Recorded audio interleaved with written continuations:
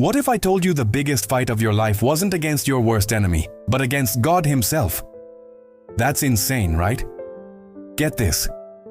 Jacob spent his entire life scamming and tricking people, and now he's running for his life from his own brother after stealing the ultimate prize. He thinks he's just escaping his brother, but he's about to run into a mysterious stranger who will literally change his name, how he walks, and the future of an entire nation. This isn't just a story. It's the most incredible comeback story ever, full of crazy challenges, insane grace, and a God who shows up when you least expect it. From the second he was born, Jacob was a competitive hustler. I'm not kidding. His first move ever was grabbing his twin brother Esau's heel, trying to win the race out of the womb. That's why his name literally means the grabber, or the deceiver. It's crazy. Their mom was told by God, the older will serve the younger. But nobody told them how. So Jacob grew up watching, waiting, and looking for his next big opportunity, no matter what it cost. So one day, his brother Esau comes in from hunting, he's starving, he's about to collapse, and Jacob makes him the most insane offer in history. He doesn't give him a free meal. No way. For one bowl of lentil stew, Jacob gets the entire family birthright. This wasn't just money. We're talking the double portion of wealth, the spiritual leadership, the family legacy, everything. Esau traded it all for a snack, but that was nothing compared to his next scam. Years later, he pulls off the ultimate heist. His dad Isaac is old and blind and wants to give his final blessing. So Jacob, with his mom's help, dresses in Esau's clothes and literally covers his arms in goat skins to feel hairy like his brother. He brings his dad a meal, lies to his face, and steals the final irreversible blessing. The moment Esau finds out, his rage is unreal. He promised he'd get revenge, so Jacob had to run for his life, leaving behind a completely broken family. His early life was a masterclass in manipulation and conflict, all because he was willing to do whatever it took to win. Jacob is now on the run with literally nothing. He stole the biggest prize, and now he's sleeping in the desert with a rock for a pillow. This is his absolute lowest point. But it turns out, you don't have to be perfect for God to show up. He meets you right where you are, even when you've messed everything up. And in the middle of nowhere, he has the most insane dream of his life. He sees a giant ladder going from earth all the way to heaven, with angels going up and down it. It was a literal highway to God. And then God Himself shows up and doesn't yell at him for all the scamming. Instead, He promises him land, a massive family, and a blessing that will change the world. He gives him the ultimate lifeline when he has nothing. Jacob wakes up shook. He's like, God was in this place the whole time and I had no idea. He names the spot Bethel, House of God, and makes a deal. If God protects me and brings me home, He will be my God. Check this out. For the first time, he's not trying to scam someone for a prize. He's trying to partner with God. The comeback is starting. He is taking his first small step toward trusting a God who met him when he was at his worst. So Jacob makes it to his uncle Laban's place, and he immediately falls for his daughter Rachel, and his uncle makes him a challenge. He says, "Work for me for 7 years, and you can marry her." Jacob is so in love, he does it, and the Bible says the 7 years felt like only a few days. But on the wedding night, his uncle pulls the biggest plot twist ever. He swaps out Rachel for her older sister, Leah. Jacob, the ultimate scammer, just got scammed. It's the ultimate taste of his own medicine. He confronts Laban, who just shrugs and says, "Want Rachel? That'll be another 7 years of work." So Jacob works 14 years for the woman he loves and now has 2 wives who are rival sisters. Between the sisters and their maids, Jacob ends up with 12 sons and a daughter, who become the 12 tribes of Israel. This part of his life was a massive grind. He had to learn how to deal with a boss who was even more manipulative than he was. Laban changed his wages 10 different times trying to cheat him. But Jacob used his own crazy strategies to build a massive fortune in livestock. God was literally helping a former con man become successful, proving that His blessing can work even when your situation is a total mess. His time in Haran, with all its drama, taught him resilience and hard work. After 20 years, God tells Jacob, "It's time to go home." But then he gets the most terrifying news of his life. Your brother Esau is coming to meet you, and he's bringing 400 men with him. 400 men! You don't bring 400 men to say hello. That's an army. Jacob is about to face the consequences of his biggest scam.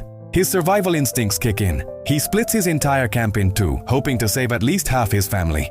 Then he sends hundreds and hundreds of animals as gifts to Esau, wave after wave, trying to buy his way out of this. But this time, it's different. He doesn't just rely on his own plans. He prays the most honest prayer of his life, basically saying, "God, I am terrified. Please save me from my brother."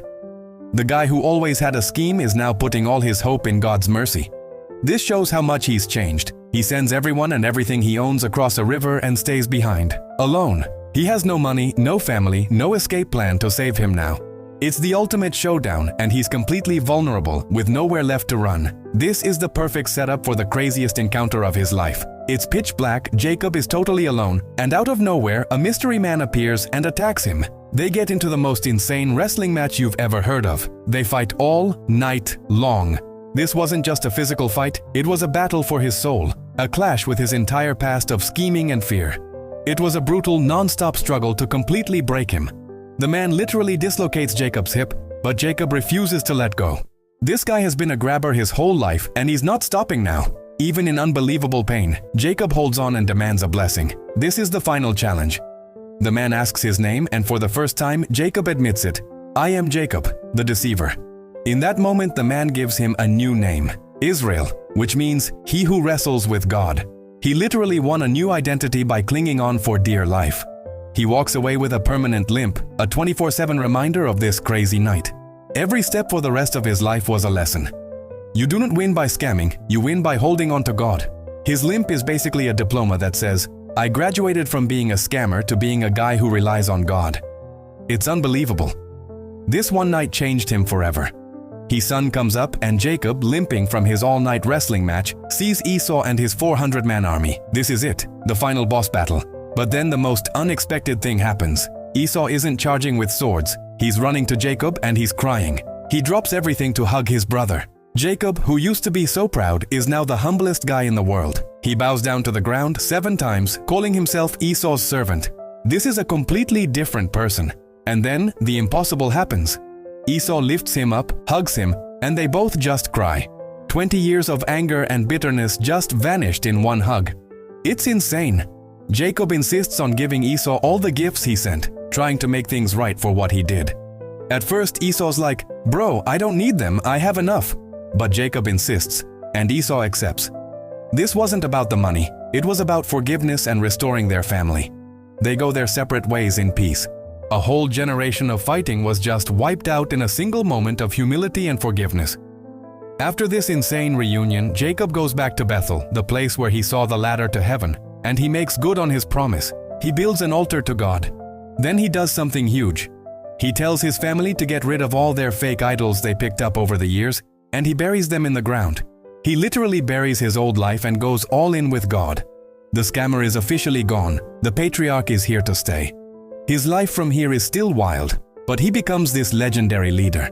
Years later, as an old man in Egypt, he blesses the Pharaoh. He adopts his son Joseph's 2 kids, giving Joseph a double inheritance. And before he dies, he lays out the future for all 12 of his sons, who became the 12 tribes of Israel. An entire nation, thousands of years of history, all started with this one guy who went from being a trickster to a prince who wrestled with God. It's the biggest transformation story ever. He started out as a supplanter but became Israel, leaving a legacy way bigger than anything he could have stolen. If you think Jacob's story is as insane as I do, smash that like button so more people can see this video. And for my next video, I want to know what you think. Comment below. Which part was the craziest? The ladder to heaven, the all-night wrestling match, or the reunion with his brother? And if you want to see more of the most epic stories ever told, you already know what to do. Subscribe right now. Jacob's life is proof that God can make something incredible out of a total mess. Think about it. He stole a birthright, ran for his life, had a vision of a stairway to heaven, worked 20 years for a scammer, had an all-night wrestling match with God, and got a new name that changed history. That limp wasn't a weakness, it was his trophy. It proved he graduated from relying on himself to relying on God. So next time you feel like you're wrestling with your own challenges, remember Jacob. Don't let go, fight for that blessing, and you can walk away transformed just like he did.